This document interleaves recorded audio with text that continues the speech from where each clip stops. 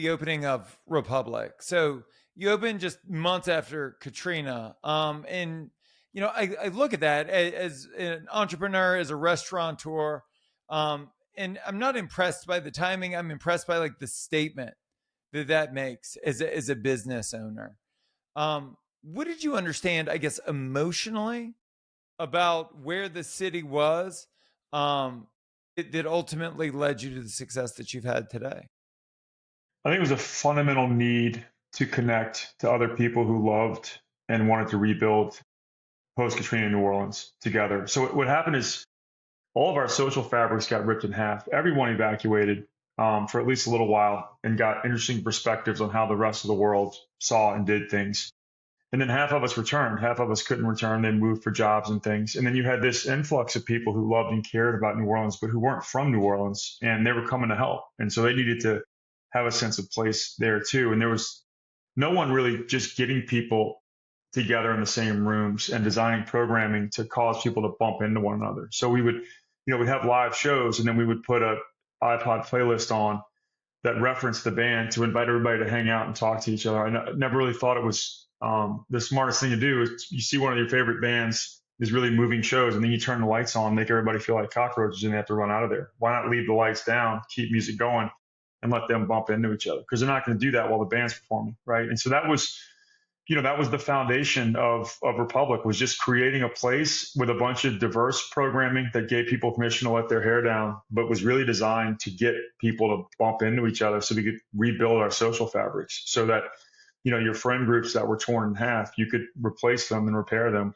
with some of these new people. And at the same time, these people that came to New Orleans who weren't there before Katrina, they love New Orleans just as much as New Orleanians did, clearly. And so it was really important to give them a sense of place and make them feel at home. And that was really the driving ethos behind everything we did at Republic. It really wasn't a business. It was a calling. But it was different. It was different from everything else I saw in New Orleans, kind of not only at that time, but before as well.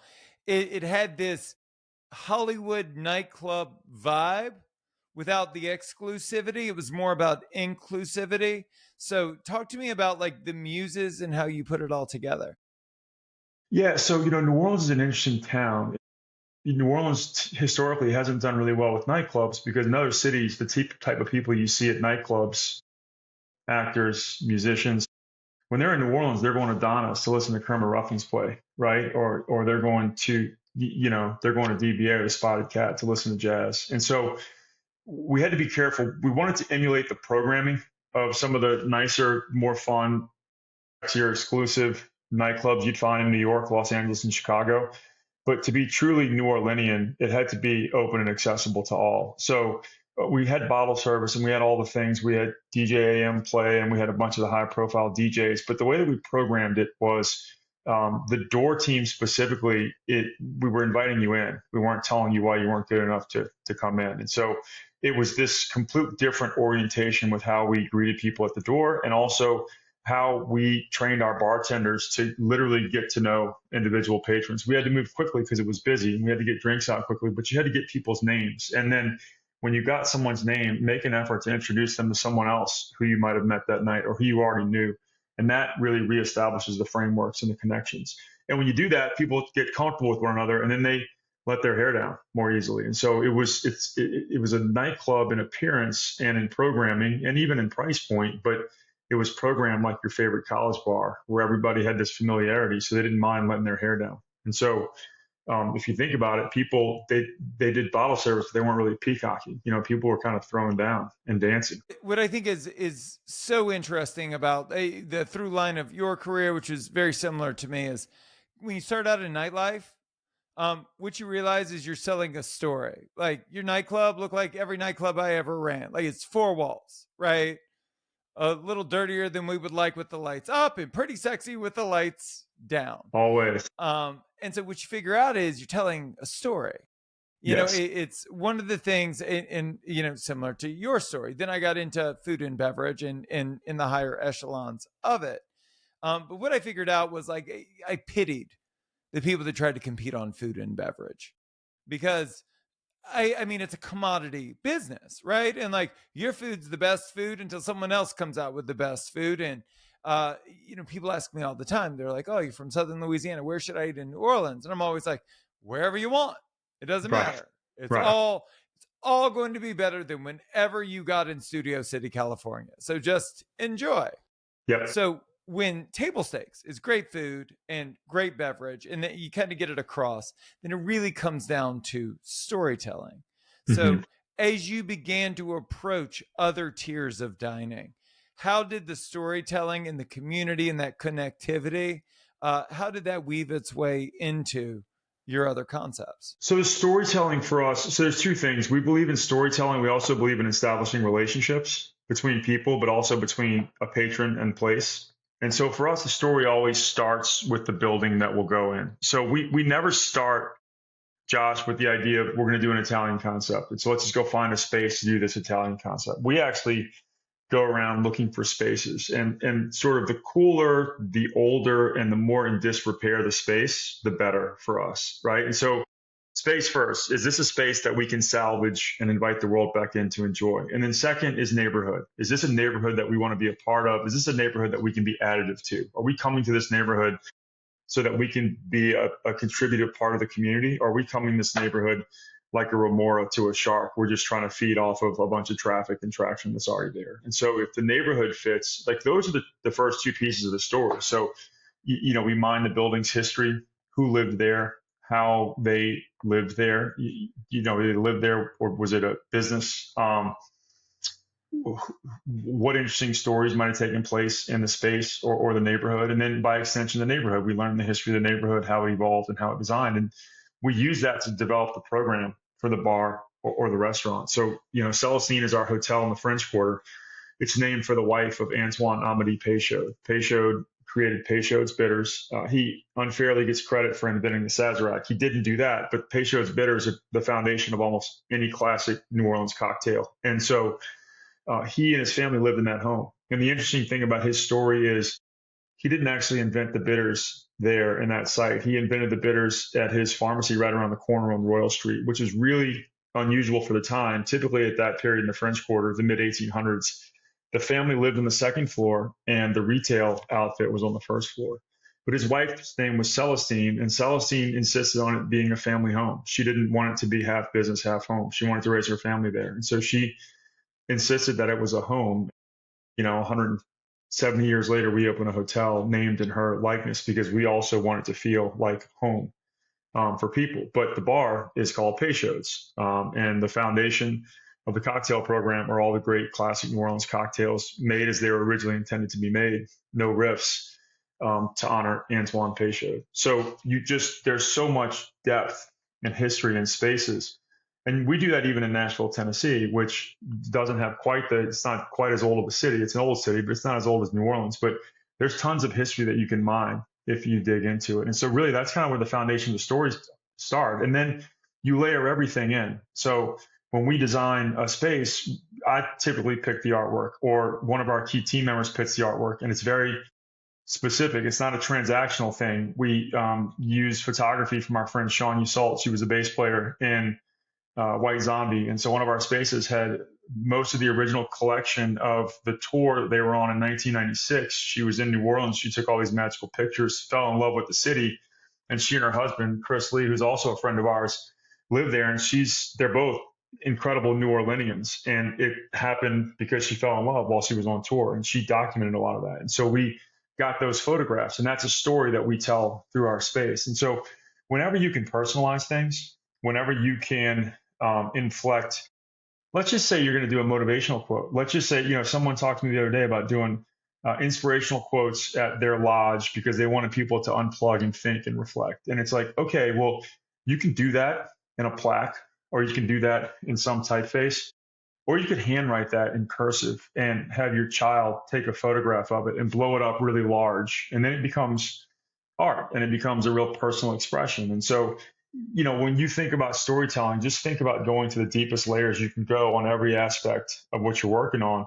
And those all become stories. And collectively, it's also, you don't tell that story the guest's first time coming there. They might learn one layer of the story. They might know the history of the building on the first visit. And then On the second visit, they might know why the name is Sylvain. It's named after the first opera that took place in the United States, a half a block from that site.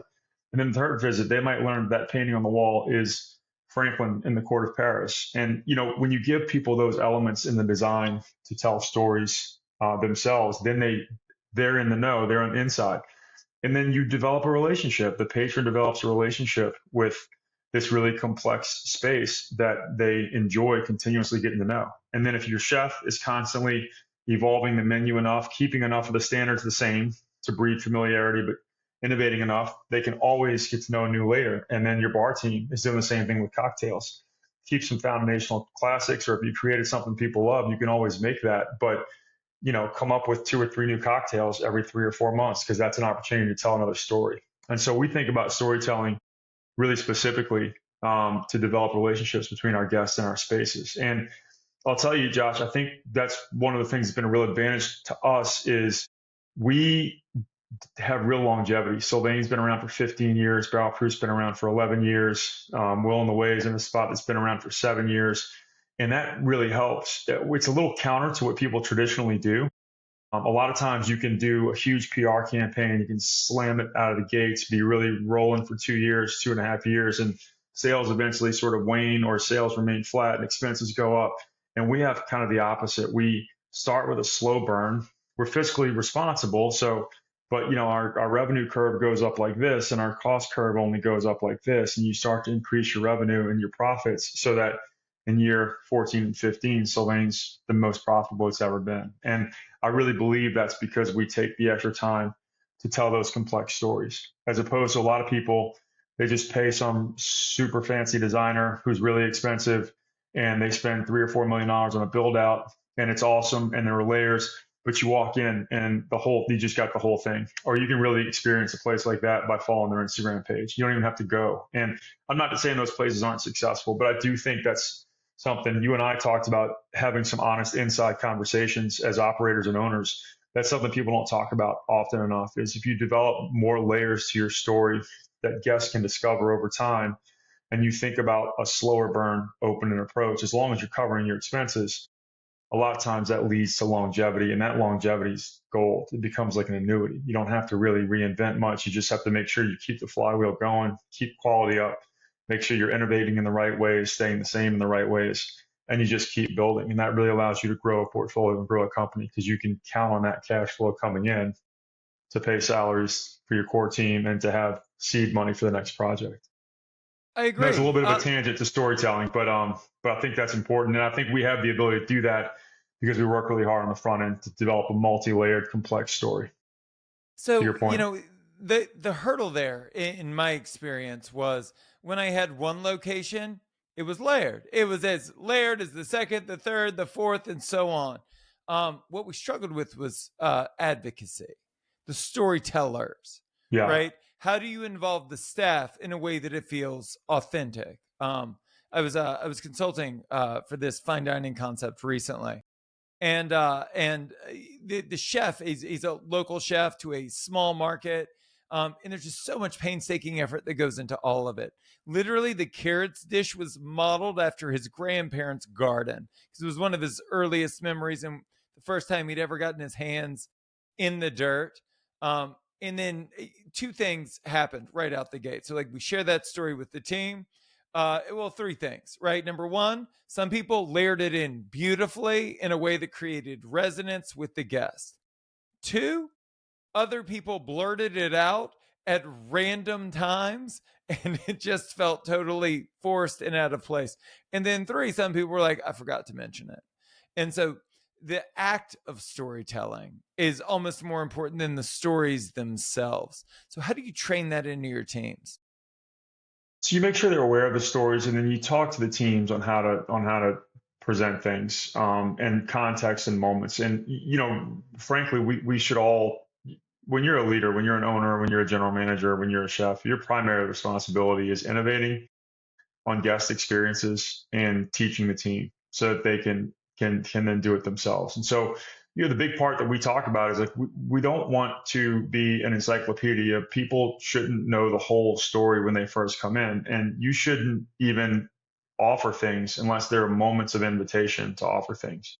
That's a really, really good whiskey. Well, that's interesting because it's from the hometown of our beverage director, right? His uncles all worked at that distillery, and it was really important to him. And he could never drink it when he was a kid, but he always remembered the smell of it. So he created this cocktail because it reminded him of home, right? You don't tell that to someone when they first get to the bar, but when they ask about that whiskey or when they order the cocktail made with that whiskey, that's the opportunity to tell a story. And so the main thing is you just have to keep talking about stuff. You have to make sure that everybody knows the stories. And it's like marketing, right? The frequency of marketing is an important thing. You can have the most brilliant ad in the world, but if you run it one time and you know, people don't even remember it that liked it when they see it one time. It's the frequency of running the ads that really matters. And so you just have to figure out, it's one of those things in the beginning, it feels weird. It's like, oh, we already talked about that. We've already trained that. And the reality of it is you're constantly talking about that and you're constantly training that. And the other thing we do specifically as a brass tacks action items, we have 5 values, and I'm happy to get into those more extensively later. But specifically as it relates to storytelling,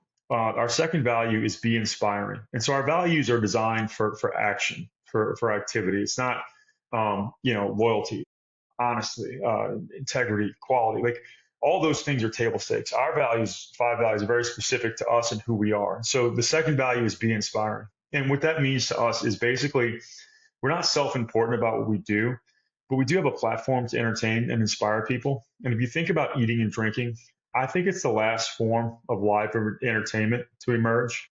You know, eating and drinking felt really transactional. This is subjective because I wasn't really around doing that then. You and I are almost the same age. But it feels like in the 70s, 80s, 90s, eating and drinking, there were great restaurants, there was great food, but for the most part, it's something that you did that was transactional Right. before or after doing something else that was culturally enriching. You know, going to go to an art opening, then I'm going to go grab dinner, or I'm going to go grab dinner, then I'm going to go to a concert to see this cool band, or I'm going to go to the theater, and then I'm going to grab a drink afterwards. And I think what's happened in our generation is we choose to go to a great restaurant or go to a great bar and have that immersive experience as opposed to going to the theater. Or even if we're going to the theater, we want an immersive bar experience before or after. And so we have this platform to inspire people. We're creative. We listen to things that are really interesting that people might want to know about. We have these great ideas that translate into physical design, spatial design, cocktails, it translates into dishes. And so don't hesitate to share those stories. And so we talk about it as a value, and we open every meeting with our 5 values. We use our values to positively reinforce good behavior. We use our values during the reviews. Reviews are mostly always good. We use our values to constructively coach when people fall short or they miss something. Work beautifully is one of our values. And so, you know, and be inspiring. So when someone walks in and there's a table that hasn't been bussed in 10 minutes and it's like a half picked over cheeseburger and a wilted salad, like that's not an inspiring space, right? That's not really working beautifully. So that's a value that you missed on. And like we promise people that we deliver our values. And so when we talk about the value of being inspiring, the storytelling piece is a very natural extension of that. That's a critical So, part. And so, you know, you just work it into the DNA of the company.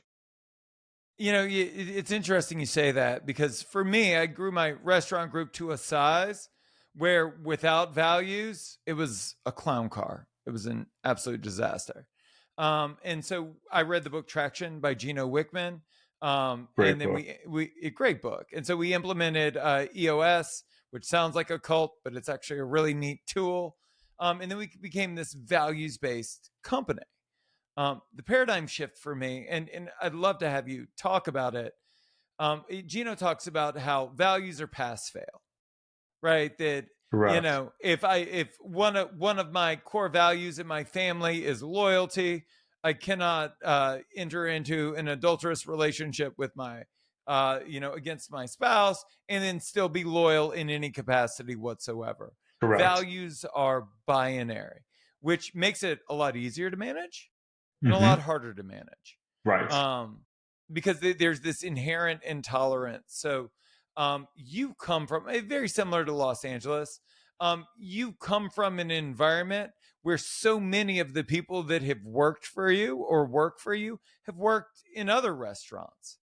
And so there's this hurdle of saying, well, if you're going to work with me, it's going to be different and like harder in a lot of ways and maybe easier and better in a lot of ways. um Talk to me about like the installation of like what is a very different company culture in a place where everyone is steeped in restaurant experience? Yeah, so for us, it starts with the first interview process. I mean, even publishing the job scorecards, we talk about what we expect, what the standards are, the things that we care about. The first interview, we can look at a resume and see someone's experience. You don't have to necessarily ask them about the basics on building an old fashioned or a vieux carré, right? Our questions are very specifically designed around assessing someone's cultural representation. What are the places you like to go and why? What are the best three experiences that you can remember having in a restaurant, a bar, or a theater, or an event, and why? So you design a lot of questions to sort of suss that out, and then the next part of the interview process, you move one step up the rung of responsibility, and then you have specific conversations around the values. Like, this is what I see you, I love you means to us. That means everybody counts, everybody in our team counts, and every guest counts. And so, even if it's a brand new busboy and he doesn't have the same responsibility, the same tenure as the chef who's been here for 5 years, he's just as important as the chef, and he should feel just as valuable as the chef does, even though they have different responsibilities. And same thing with the guest. The guy who comes in, who works in the dish pit in the restaurant next door, comes in once a month, spends $30 and gets a burger and a beer and tips 25%, is just as valuable to us as the couple that comes in twice a week and buys bottles off the reserve list. We care about them equally. And so that's really, really important to us. So let's have some conversations around that value and what that means to you. And what happens is, in this process, you'd be shocked. You weed out people who are just mercenaries. Our team makes a lot of money, but I wouldn't say they're the highest paid people from a earning standpoint, because we're not trying to turn and burn tables. We don't do 3-4 covers a night. We try to do a cover and a half at most, so people have these wandering 2-hour experiences, so they develop these strong relationships and these strong memories, which always happens on the back half. So our interviews are almost entirely about this content.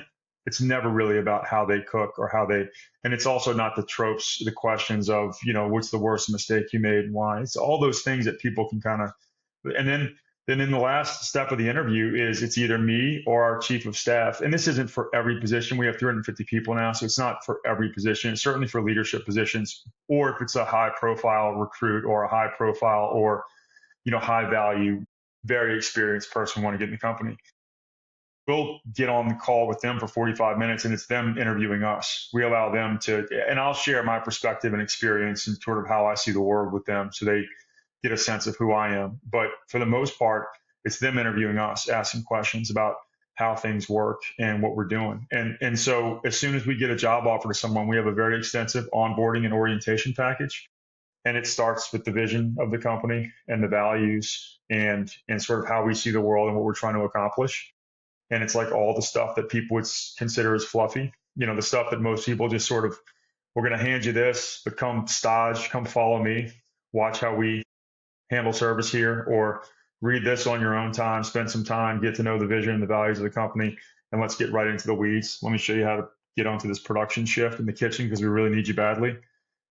We don't do that. We take a lot of time with the cultural stuff first, and we take a lot of time on the interview process. And we'd rather be understaffed in the short term and, compromise the amount of sales and profitability we're doing in the short term than short circuit the importance of the hiring process and get the wrong person on the team. Because as you know, if you get the wrong person on the team, bad fit, it's so toxic potentially. And even if you realize it right away, it's so difficult to try to unwind it. But, never hiring the wrong person in the first place is key. And that's something that I didn't really appreciate when I was younger. It's something I didn't really implement until COVID. And it sounds like COVID was I know it was brutal for everybody in our industry, but it sounds like it was brutal in Los Angeles like it was in New Orleans. The one thing COVID gave us is it gave us a little bit of time to slow down and analyze what was working and what was never really working before COVID, and then to rebuild it and fix it the right way. And so we didn't take that hiring piece very seriously until after COVID. Let's talk about the transition from nightlife to full service and fine dining. Here's what I found. I found that nothing translated. I found that it was basically like starting at zero. When I moved from fine dining into fast casual, like I made a list of all of the things that would translate. And yet again, I was consistently wrong because it's a different expectation. Generally, it's a different customer. It's a different service cadence. Dude, I was in fast casual for probably 15 minutes, like in a live restaurant.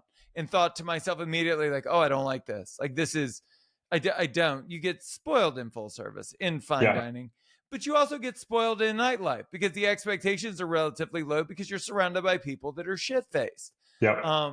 So it's everything is so different. So when you went from nightlife into full service, what were the revelatory moments? And then did anything translate that you thought gave you a strategic advantage? I would say that the things that translated, the things I was always really clear about is this focus on the purpose of the place, the vision and values. So I think that was always standing for something more than just being a great restaurant or a great business, standing for something more and like how you're going to give back to your team. I think the other thing that translated from a nightclub, if you think about it, it's nightclubs are kind of cool places to work.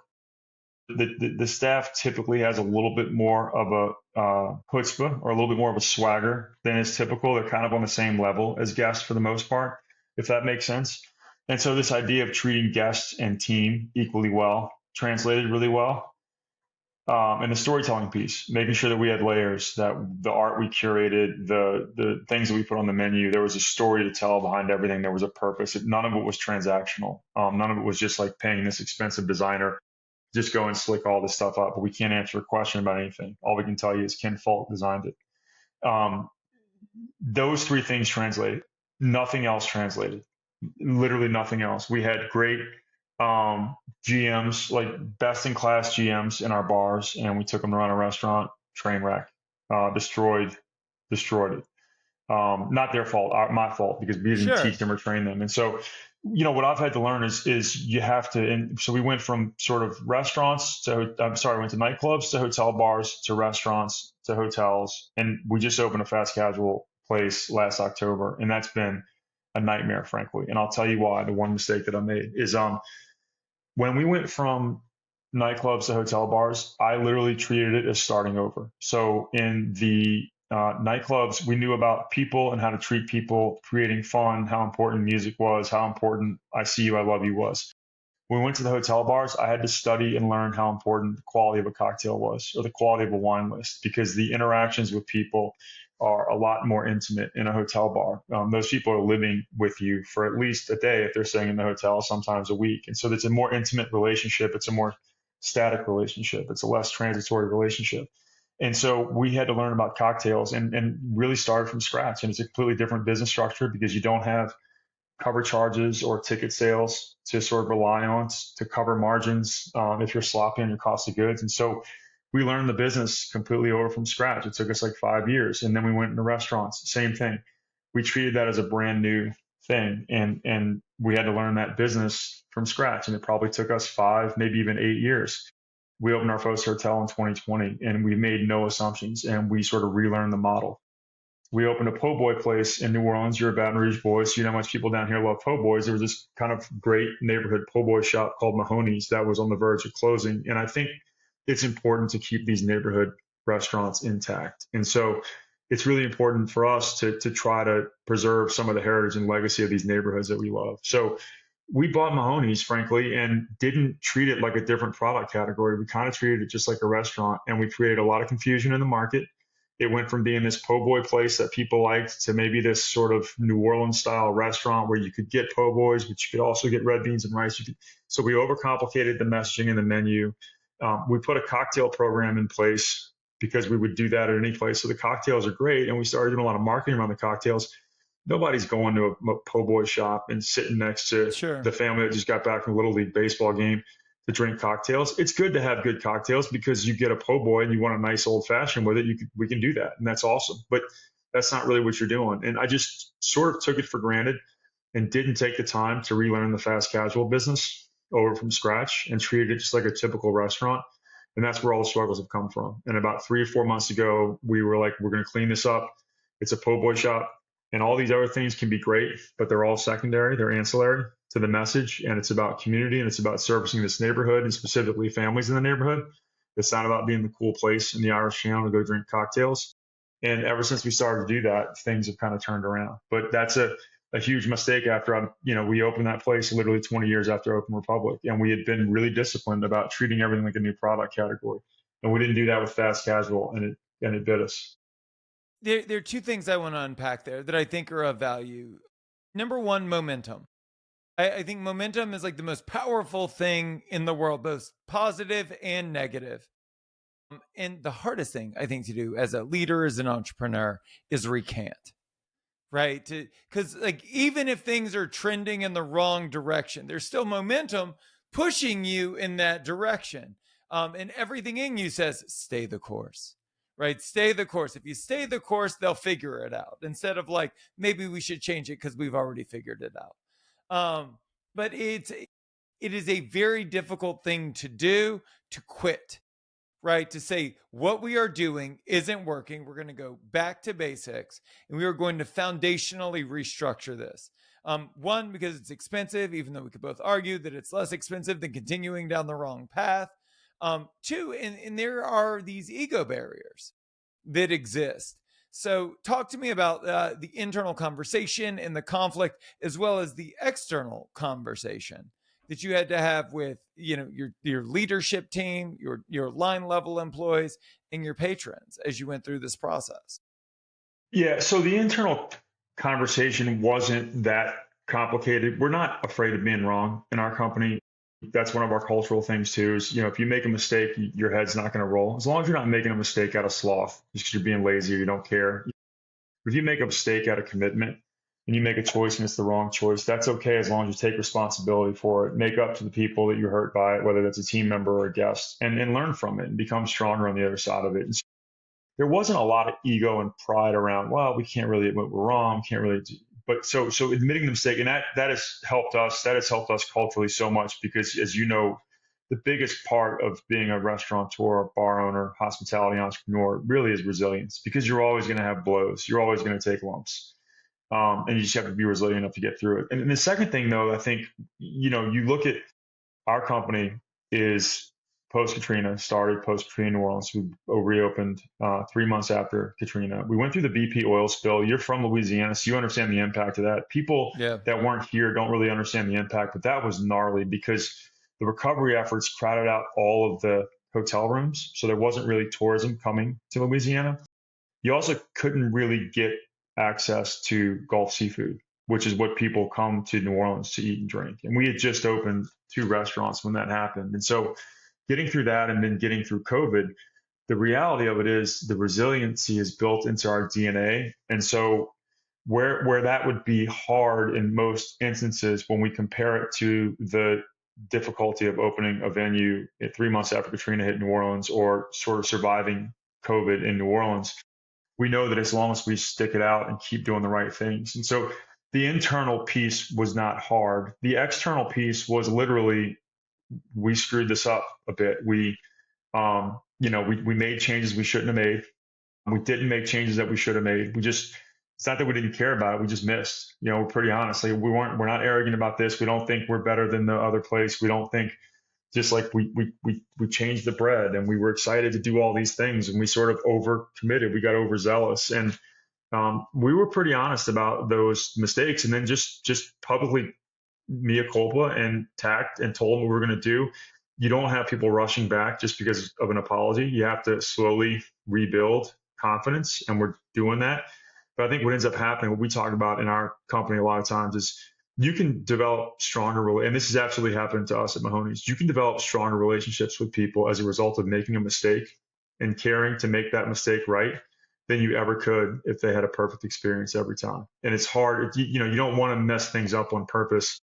And you certainly want to be excellent every time if you can. But the truth is, we probably have a better, more loyal clientele now as a result of making that mistake and owning it and listening to what people wanted and customizing what we're offering to that than we ever would have had we opened without a hitch and been humming along. We certainly wouldn't have learned as much as we've learned. I'll never make that mistake again. We'll never go into a delivery only concept and make the assumption that it's going to be fine. If we do that, I'm literally going to spend a year and a half, 2 years learning how to make a delivery only concept work. I was thinking about you earlier today, not in a creepy way, maybe in a creepy way. I was on a call with a client, and he's got two places in kind of central California, and they're within earshot of each other. Like you can actually see one from the other, and one is doing gangbuster business, the other one is not doing particularly well. And when I did deep research, and he just signed on, and so I was doing deep research, and the reason that this other one isn't doing well is because it's really good. It's like really good. Um, but it's not great and it's not memorable. And there's nothing you wouldn't say, oh, go to this place and get this when you go, or you've got to go there and have this experience when you go. It's just good, probably really good, you know? And like he's been wringing his hands for like 18 months now, trying to figure out why sales are on this steady decline. And it reminded me of the book, The 22 Immutable Laws of Marketing. Like, amazing book, old book. And in it is the law of category, which is if you cannot own a category, you have to create a category you can own. And then you just own that niche. 20, almost 21 years old. I left Southern Louisiana and traveled 1,800 miles across the country to Los Angeles. Because I knew that this was the industry I wanted to be in. And I knew that I didn't want to compete in the trench warfare that was the Southern Louisiana restaurant scene for two reasons. Number one, it's a lot of the same. So it's really hard to differentiate when everybody's selling the same shit and it's all really good. And number two, at least during my time in the 20 years I spent in Southern Louisiana, nobody was particularly interested in new and different. Everybody liked the same. And so the idea that I would go somewhere else, grab a great concept, and ultimately end up landing back in Louisiana with that was terrifying because I didn't think that the market had an appetite for it. And then you're doing the same thing as everyone else. And if you're doing that, I mean, you're competing with Antoine's, who had like 100-year head start. And so it just, it's, they say, if you can make it in Hollywood, you can make it anywhere. And I would argue in our industry, if you can make it in New Orleans for a decade plus, you can probably make it anywhere. So talk to me about your approach to what is easily one of the most competitive dining landscapes in the country. So,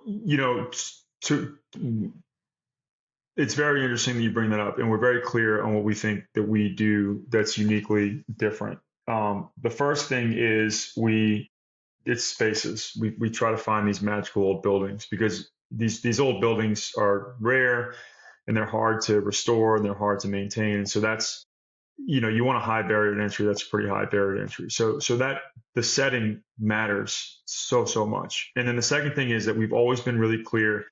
We're driven by that Maya Angelou quote. That is, people forget what you did, they forget what you said, but they'll never forget how you made them feel. If you wanted to translate that to a culinary or a bar environment, they'll forget what they tasted, they'll forget what they heard, but they'll never forget how you made them feel. And so we work really hard with our values-driven culture. We give agency to our team members. We treat each one of our team members as a leader. We let them know that we trust them to make decisions. They have autonomy. Most of them have keys to our places. They truly feel ownership of what we do. And I think it's what people feel in our spaces. And I think our food's as good as any of the restaurants that win Beard Awards. I think our cocktails are just as good. I'd argue that for our clientele, our design's more interesting and our hospitality is probably better. But we want people to feel a sense of belonging first and foremost. We want them to feel welcome in these places and at home in these places. We want them to feel a sense of connection. You can come to LeBlanc Smith spots and you can bump into other people with whom you're familiar or with whom you're unfamiliar, but you have a commonality that will bind you. And we want people to feel like they can have fun. And that's a really important part of our approach is upbeat, warm, engaging, and fun hospitality. And I think sometimes in bars and restaurants, we take ourselves too seriously. And I get back to that idea of having a platform to reach people, to be inspiring value. Our last value is create contagious joy. And so we're really intent. We want the food to be great, but that's just an object that we use to create joy for you. We want the cocktail to be great, but that's also an object. Our design is an object. Our hospitality is an object. Everything's about the guest experience and making sure that you feel at home, you feel connected, and that you enjoyed yourself. And I just don't think people in restaurants and bars, even in New Orleans, and I think you're right, it's a great town, it's a competitive town. And I do think you can do well in other cities if you're organized coming from New Orleans. But I don't think enough people in our industry talk about how people feel. And that's the thing when you talk about brands, when you talk about the brands that we interact with the most, Nike, Apple, over time, they all make people feel stronger than their competitors.